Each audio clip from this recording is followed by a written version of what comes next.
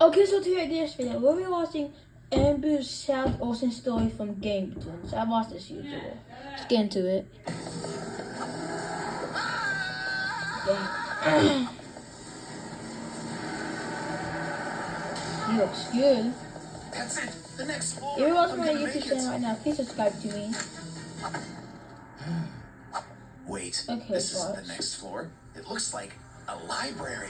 Does that mean I'm still...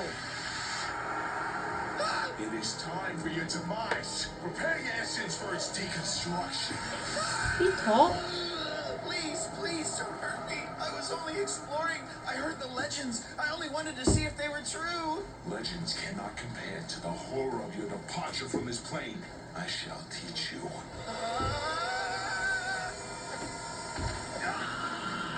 No! Make it stop!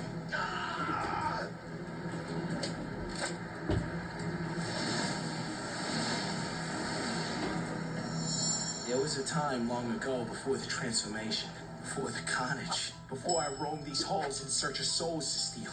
I was but a simple bellboy, tasked with providing stellar service and appeasing each and every one of our guests' demands. It's hard to imagine, but this hotel was once a glamorous vacation getaway for the wealthy. It hosted only the richest, most esteemed patrons and was viewed as the pinnacle of class. But of course, such a reputation attracts a certain set of customers. I was mistreated by our guests, to say the least. They were all terribly mean and demanding. Whether I was scrubbing their floors or primping their pillows, nothing I did ever seemed to be enough. It was humiliating on a daily basis, degrading even. I was yelled at constantly, and when it wasn't yelling, it was laughing. I've lost count of all the times I was intentionally embarrassed by guests purely for their amusement. Doesn't matter how ridiculous, petty, or dangerous it was. No matter the request, it was my job as a bellboy to serve in silent enthusiasm. The worst was getting luggage up to their rooms. We had an elevator, of course, but that was for guests only. I had to take the stairs every time. If any bellboy was caught using an elevator, they would be fired on the spot. How did they tip? You might be wondering. In such deep pockets, Who's that? You'd be generous. Big bag. But you'd be wrong. They had as much money in their wallets as they had hate in their hearts, but I never saw a dime. That being said, the guest torment was the least of your concerns if you made a mistake. You see, the hotel provided us bellboys with food in addition to a meager monthly pay. It definitely wasn't anything special, but if a guest made any sort of complaint about you, you didn't get anything. And on hungry nights, you'd give about anything for just one bite of that disgusting slop. But despite all the torment I experienced as a bellboy, there was a lone silver lining. The tranquil majesty of the hotel library. There were shelves upon shelves of books, stacked to the ceiling, with not a price tag to be found. I spent countless nights in that library, filling my mind with all that my life lacked. Riches, adventure, glory. There was an escape from the guests, from the management, from the hunger. But escape is only temporary. You see, it wasn't long after my discovery of the library that its books began to cost. Feel securely to let others in with trusted neighbor from ABT. Welcome to Marvel Unlimited. Explore the Marvel Universe. The characters you know. The stories you love. All for a low price. All in one place. All at your feet. Okay, I've been skip showing this. up late. I'd be neglecting guests. I often disappeared for hours on end to hide among the bookshelves. But my greatest sin of all was provoking the ire of one Thatcher T. Pennybags, owner and proprietor of the very hotel that housed, clothed, and sometimes fed me. My fate was in his hands, and he knew it. He was smart. You have to give him credit for Oh, that. God. He knew immediately how to hurt me the most. I must have served 10,000 guests, each one seemingly more wretched than the last. But Pennybags, he was worse than all of them combined. He took away the one thing that I still loved about the hotel. The one thing that kept me going. The library. The books. All because he knew what it would do to me. It still makes me sick to think about. He was evil. There's no other word for it.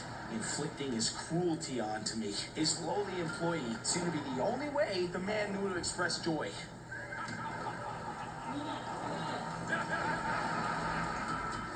From that day forward, I knew I wasn't going to let him or any of those awful guests push me around ever again. I didn't care what they did to me. I would make them pay. Sometimes it's hard to explain what that change was, but I wasn't taking smack from anybody anymore. That was for sure. I wasn't going to be played with like that. I hated the hotel, I hated the guests, but most of all, I hated Thank You T Pennybags. So I made a plan. I was going to sneak into the library under the cloak of night and steal as many books as I could carry. I knew that eventually I'd probably be caught, but I didn't care. I had my heart set on taking back what was rightfully mine. And after all, the consequences were unforeseeable. Dang, you didn't see him. What the? Oh my God. What? No, open up. Open up. Don't hurt me, please. Huh? Where did that creature go? Mr. Pennybags, what's going on here? What's going on is that you were trying to break into my library, and now you're going to pay. Let me go.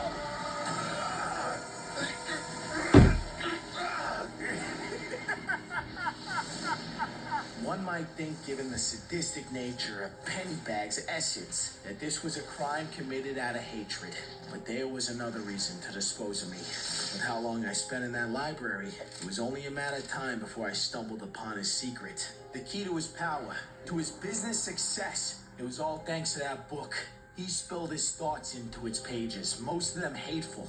And for every hateful word he wrote, the power of the book increased. The book reflected its author, and its power grew darker and darker as Pennybags' hate was impressed upon it. Letting it fall into someone else's hands could undo everything he worked for. In his twisted mind, he had to get rid of me, and death wasn't an option. He needed something even more permanent. He turned me into a specter, a lost soul trapped between the human world and the afterlife, down to the grounds of this hotel. The chains of the crucifix burned like hot fire. My hate had made me strong. With all the strength I could muster, I fought back and was able to break free. What? This is impossible! After that, well, there's no other way to say it. I went on a rampage. I had my revenge against Pennybags, sure, but I also haunted those guests, and I'd do it again. I scared them so bad most of them were gone before checkout. And without Pennybags, the remaining staff soon left after. I put the book back where it belonged.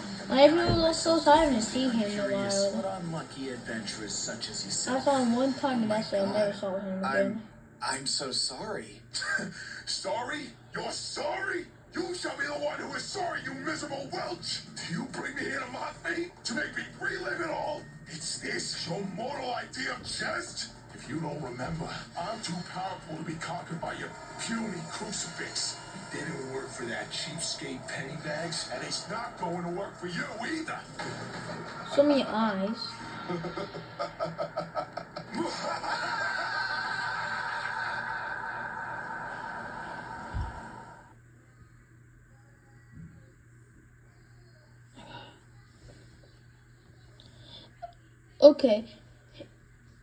Okay, if you want more videos, like my channel and subscribe to me.